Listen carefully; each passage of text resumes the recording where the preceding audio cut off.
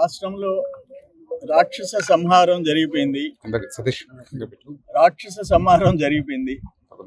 దేవతలు, మునులు, దేవుళ్ళు అందరూ ఒకటి అయిపోయినారు ప్రజల రూపంలో.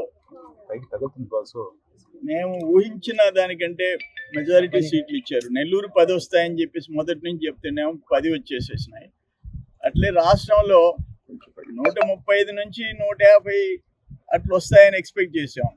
ఇప్పుడు 160 దాటిపోతున్నాయి. అంటే దాన్ని బట్టి ఈ 5 ఏళ్ళు ప్రజలు పడిన బాధ, ఓటుని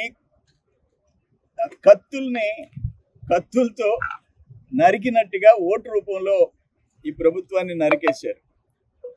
రాష్ట్రాన్ని సర్వనాశనం చేసేసాడు జగన్మోహన్ రెడ్డి. ఒక్క ఛాన్స్ అన్నదానికి నరకం చూపించాడు ప్రజలకి. రాష్ట్రాన్ని గాడిలో పెట్టగలిగిన సమర్థత చంద్రబాబు నాయుడు గారికి ఉంది.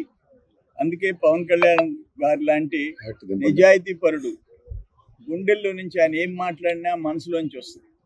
అందుకని ఒకే మాట చెప్పాడు అప్పుడు బాబు గారిని రాజమండ్రి జైల్లో చూసిన తర్వాత, నాకు పదవులు ముఖ్యం కాదు, ఈ రాష్ట్ర భవిష్యత్, బిడ్డల భవిష్యత్ కాపాడాలంటే జగన్మోహన్ రెడ్డిని ఓడించాలా అని చెప్పి ఒక మాట చెప్పాడు. అదే ఈరోజు జరిగింది. అక్కడ కేంద్రంలో ఎన్డీఏ వస్తుంది, ఇక్కడ కూటమి అధికారంలోకి వస్తుంది. ఈ రాష్ట్రానికి గాడిన పెట్టే బాధ్యత ముఖ్యమంత్రిగా బాబు గారి మీద, కూటమి మీద, అందరి మీద ఉంది. డెఫినెట్గా రాష్ట్రానికి మంచి భవిష్యత్తు వచ్చింది. కనీసం రాజధాని లేదో చెప్పుకునే పరిస్థితి ఆంధ్ర వాళ్ళకి ఈరోజు వచ్చింది.